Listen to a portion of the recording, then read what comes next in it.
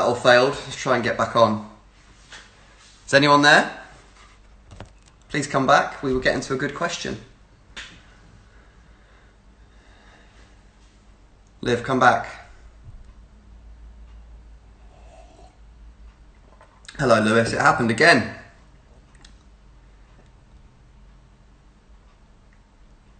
Where are you, Liv?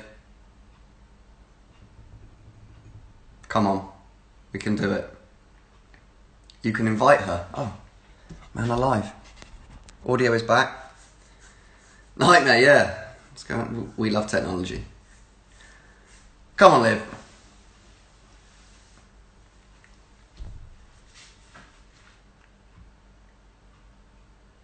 Where are you? Keep going, guys. Great composure. Thank you, Pete. Thank you. Where is Liv? Luke's back. If nothing else, it's giving us all the chance to rejoin. Let me see if I can.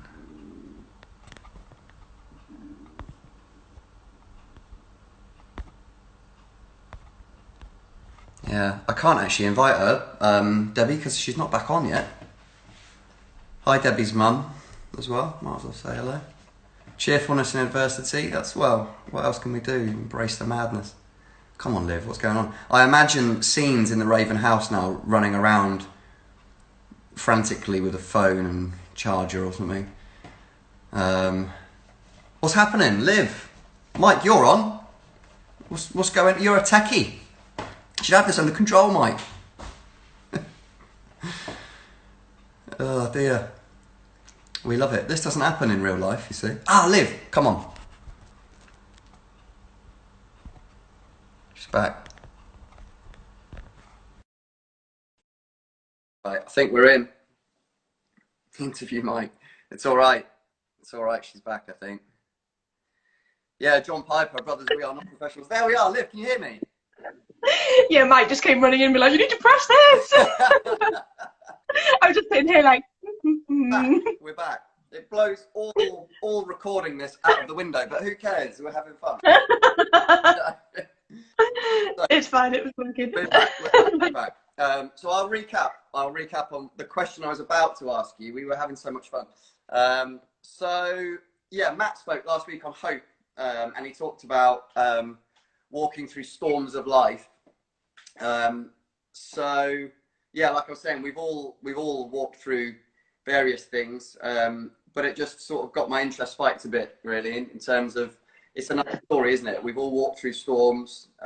Because of God, we have hope through those storms. So yeah, if you don't mind sharing a particular storm that you might have walked through with him or whatever, really, and how he helped you through that, how he might have worked things into you through that. You fire away. Yeah, my first thought was always, why doesn't he just, like, let us go round them? Yeah. But he always takes you through them. And I think you're kind of grateful for that, despite the circumstances afterwards. But yeah, I was thinking about this and sort of, I think everyone has, like you said, going through or been through storms, but it's the difference of knowing God when you're going through it makes all the difference. But so in 2015, my mum died, but it had been quite a lot of years leading up to that time where they worked really hard too. Right. So she had quite like a lot of disorders. She struggled with a lot of things like mental health, but the thing that actually killed her in the end was she was an alcoholic. And sort of over the years we tried to navigate how to deal with that, because it got worse and worse, and we tried to get her help, but you cannot help someone who does not want help. You just can't. You know, you can lead a horse to water, but you can't make them drink. And that was a really tough time, because you're just watching someone do that to themselves, and there's nothing you can do. You just have to watch them kind of destroy themselves. Yeah. But I can honestly say, through that time, God was really, really there. Yeah. And I often thought, I don't know how people cope with this without knowing God. because he was the hope. He was the kind of the one that kept you going each day. Yeah. And you know what, like, my prayers weren't always answered. She wasn't healed. She wasn't sort of set free from all the stuff that was, I don't know for a better word, binding her, stealing her. Yeah. It says somewhere in the Bible, the devil comes to steal, kill, and destroy, and you can see that in someone's life when that's happening. He stole her life. He killed her. He, you know, for a better way of putting it, no joy in her life whatsoever. And it was really sad to watch that. It was horrible. But I think my prayers weren't answered in that sense. But I think it strips away everything when your prayers aren't answered that you rely on. Yeah. And it comes down to, how well do you actually know God? Yeah. Do you trust God? Did I know him, or do I know him enough to trust him with this situation? And did I know his character enough to know that actually he is good and was good even in the most horrible situation? Yeah. And deep down, do I know the goodness and kindness of God? And even when the situation doesn't look like kindness and doesn't look like the way, you know, I thought it should go. But I remember really clearly there were some really precious God moments in those last hours I was with her, which were completely from God. Yeah, that's amazing. And you can't manufacture them. You can't, you know, when you're completely vulnerable and grief-stricken, you can't sort of make those things happen. No.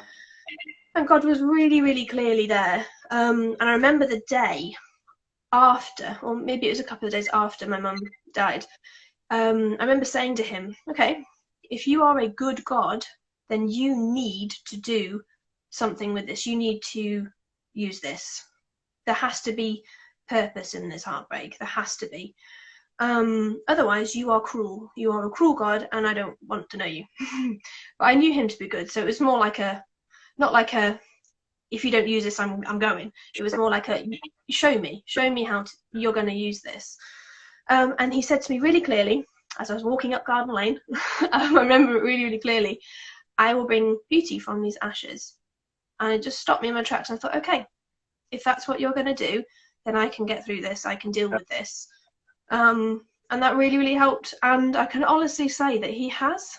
Yeah. And it brings so much joy to know that he has used that horrible, horrible time to bring like some really lovely friendships that have come out of that happening. And I've been able to share like the goodness of God, even despite the circumstances, which were just horrendous. But yeah, God really, really was present in that time.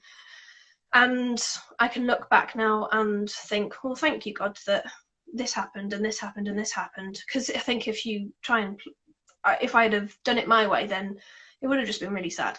Yeah. So yeah, I think that was a major storm, but I can honestly say that it was a time. I think often when you go through horrible, tough times, I kind of love them and hate them, and that might sound really strange, but I know that when it's going to be a tough time, I'm going to be really close to God. And you're like, yeah, you're going to be really close to God. But it takes the tough time, which speaks about me. But it takes that often. Yeah. So there's that closeness to God, but it's also like a hard time. So yeah, I suppose that's one storm. Yeah. Well, thanks, Liv, for sharing that. I thought you probably might not be able to notice this, but more than anything, it's so obvious. Even just hearing you tell that story, it's incredible being on this side of it. Just even the way you're able to tell it and talk about it, it's so obvious that God has helped you through that. Because I don't know, there's just something about the way you're even able to just talk about it and tell the story, which God so obviously has been a rock for you, and there's a peace to everything you're communicating, which shouldn't be there ordinarily. Yeah. So it's amazing. Massively. Yeah, I think I love the scripture, the joy of the Lord is your strength. And that's Yeah, been one that I've loved for years, because I think when I became a Christian, God just gave me joy. And I yeah, love having joy. It's so much fun. I just love it. It's just so nice to be joyful, yeah, and it's not about, it's not dictated by circumstances, because otherwise you just, there's always stuff going on which is tough and everything. And don't get me wrong, I'm not joyful all the time, ask Mike. But especially not during pregnancy, poor man. Um, but it's just this joy of being like, oh God, I can just trust you, it's fine. yeah, And you don't have to worry. You just don't have to worry. It's like a commandment. It says, don't worry. yeah, And people can get caught up in that, but it's like, well, you just don't. yeah. You see, I'm very black and white. Just don't worry. I love it. You'll be fine. That's great. I'll tell you what. Well, if, for those who are online, if you've got a question for Liv, type it now. In a minute, Liv is going to close for us with a sort of Liv's life's golden nugget, sort of bit of advice or a final thought from Liv. So if you've got any questions, fire away now. If not, we will we'll just have Liv's life golden nugget. Nuggets. Everyone's being quiet.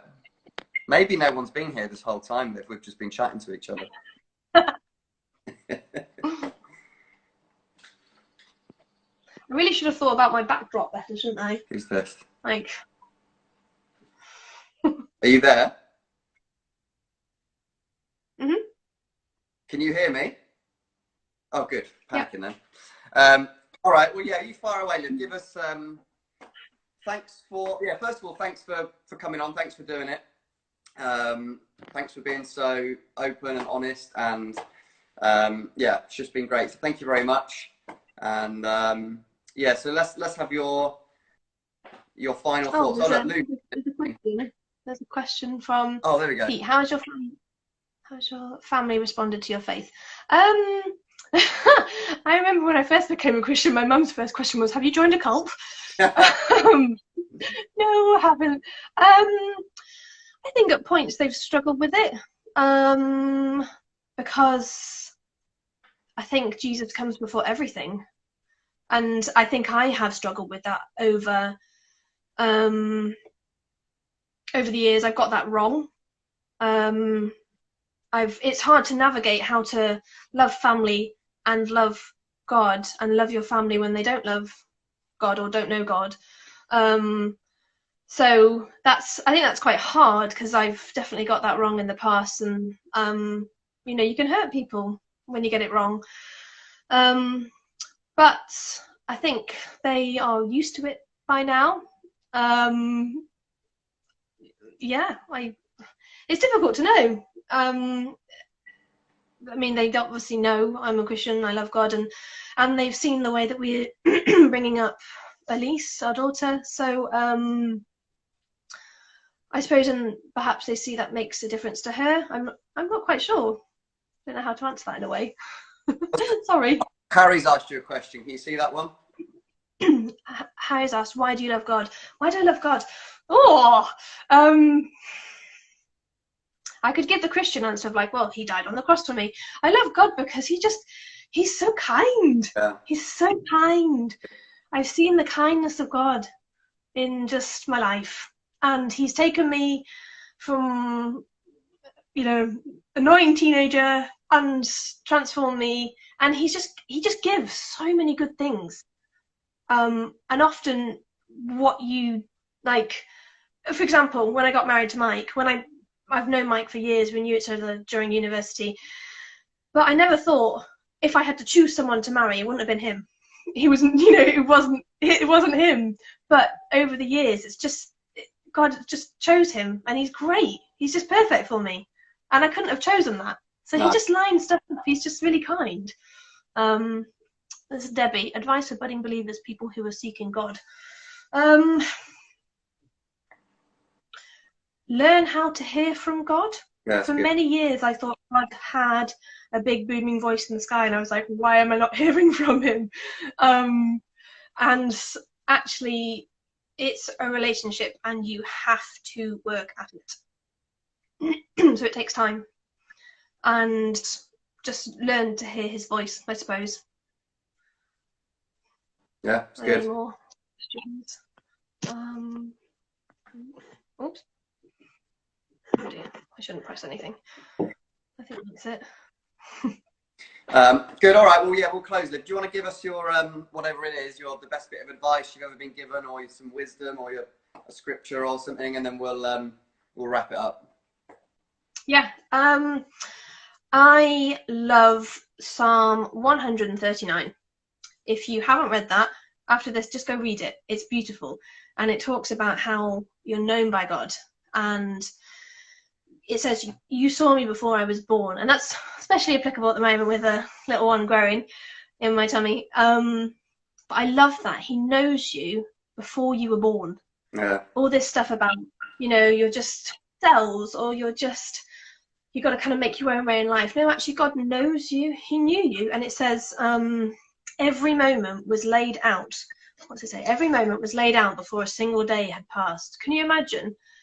He knows every single day that you're going to have. Good, bad, horrendous, locked down. He knows every thought that you have, but it just speaks so clearly of how much he loves you. He's like a carer, and he's kind, and he's a protector. And I think in this Psalm 139, it just shows the father heart of God. And it says, you've examined my heart and you know everything about me. And that sounds quite nice at the start. And then you think, oh, hang on. Yeah. You know everything about me. Like, if Mike knew everything about me, that would be horrendous. Like every thought, every thought, that's terrifying. But the fact that he still says all these things, even though he knows everything about me, I just think that's amazing. Absolutely amazing. And when, if you're going through a tough time, or you're questioning God, or you're questioning, does he even care? He doesn't understand this, or any of that. It's like, you saw me before I was born. I was planned. Yeah. I'm not just cell. And I felt that really clearly when I was having Elise the first time around. I felt really, really strongly. He knows her, and he knows exactly the day she needs to be born so she can affect other people in her life. I felt that really strongly. Now, I thought that she was going to come on a certain day, and she didn't. I was still very cross. But the fact that he knew her, and he knows her, and he knows us. That's Can you ask anything more in this life to be known? Yeah. Because that's what we all want, really. We want to be validated. We want to be known, and people seek it in all different ways. But actually, you're known by the God who created you. He knows every single hair in your head, and he created the whole world. So that's pretty cool. So that psalm, go and read it. It's great. That's my nugget. Brilliant. Thanks, Liv. Thanks so much for coming on. Thanks for doing it. Thanks for having me. And what's on the cards now after Zoom? What's on for the Ravens this afternoon? Anything? Lunch. Lunch is always important. Depending on the weather, maybe a bit of a walk, sort of a waddle round for me. It's basically parenting is trying to tire out your children. Good.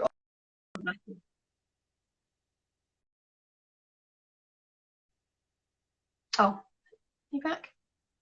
I can't hear you, but we've come to the end.